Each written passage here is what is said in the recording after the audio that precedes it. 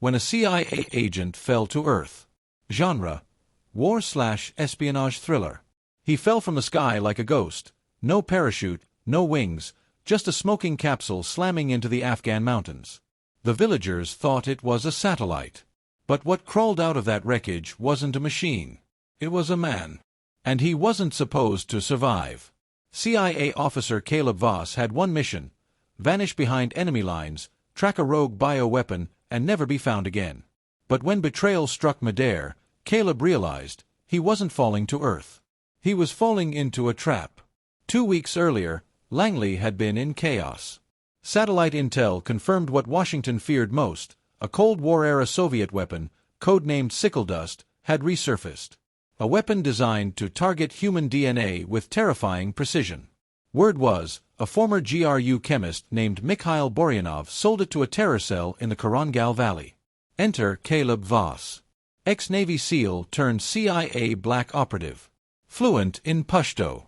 Trained for ghost work, missions so covert they didn't exist. He was to be dropped via stealth pod over the Hindu Kush, retrieve or destroy the weapon, and exfil without a trace. No backup. No extraction, Langley's director warned. Caleb smiled. I work better alone. The drop went sideways from the start. At 40,000 feet, just before his pod launched from the stealth bomber, Caleb noticed his internal telemetry flicker. A glitch. Maybe.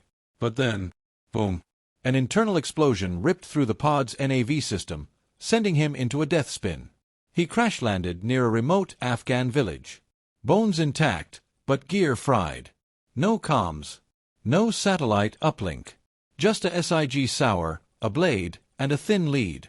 The name Boryanov etched onto a crate in Russian, half buried in an abandoned goat pen. Caleb didn't wait. By nightfall, he'd followed faint chemical traces and power trails to a half-constructed mosque deep in the valley. But this wasn't a holy site, it was a lab.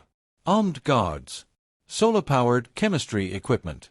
And at its center, Boryanov himself. But the chemist wasn't alone. With him stood Sebastian Greer, a disgraced American biologist who vanished after DARPA blacklisted his research into weaponized DNA.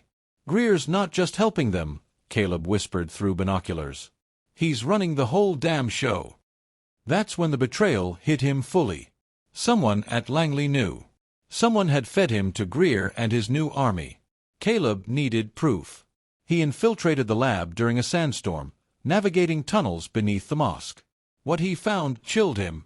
Test subjects. Human. Caged. Dozens. And all of them American. Missing journalists. Aid workers. Even a retired Marine. The weapon, Sickle Dust, was real. It was being tested right now. In a cryo chamber, Caleb discovered the prototype, a bioagent encoded to target specific gene sequences, Americans with Northern European ancestry.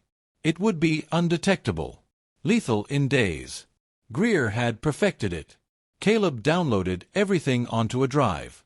But before he could escape, he heard the whisper of steel behind his ear. "You're late," said a voice. Mikhail Boryanov. Gun drawn. "Langley sent you to," he smiled. "Then you are already dead." But Caleb wasn't a SEAL for nothing. A knife twist, a broken wrist, and Boryanov slumped to the ground. But the real danger wasn't the chemist. It was the man walking into the chamber behind him. Sebastian Greer. Greer looked older now, gaunt but fierce. A surgical scar ran down his cheek. His eyes, cold as dry ice. "You should have died in that drop," Greer said, leveling a pistol. "That malfunction was unfortunate. You were supposed to kill me midair?" Caleb scoffed. "Why?" "Because you were the only one smart enough to stop me." Caleb lunged, but Greer fired. The bullet grazed his ribs. Caleb collapsed behind a lab bench, bleeding, heart pounding. "You don't understand," Greer called out. "I'm not a terrorist. I'm a reset button. America's DNA dominance needs balance. This," he held up the bioweapon, "is evolution." But Caleb was already moving. He used his last grenade to blast the cryo chamber. Flames roared. Gas lines ruptured. Chaos. Greer vanished into smoke.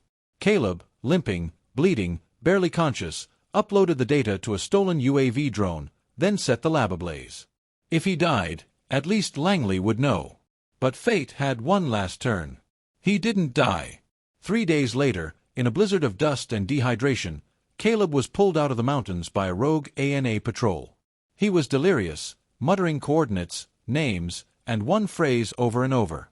"Greer is alive." The data reached Langley.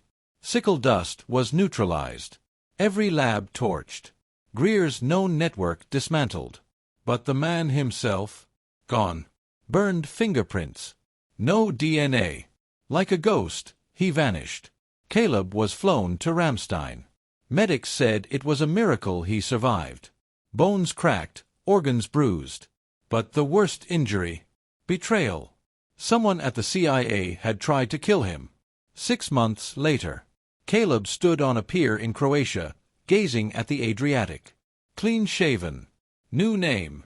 Off-grid. But he wasn't hiding. He was hunting. A package had arrived 2 days earlier. No return address. Inside, a vial. Clear liquid. And a note. Round 2. SG. Greer was alive. And he wasn't done. Caleb crushed the note in his hand. The mission hadn't ended in the Hindu Kush. It had just begun. Because sometimes, when a CIA agent falls to Earth, he rises as something far more dangerous.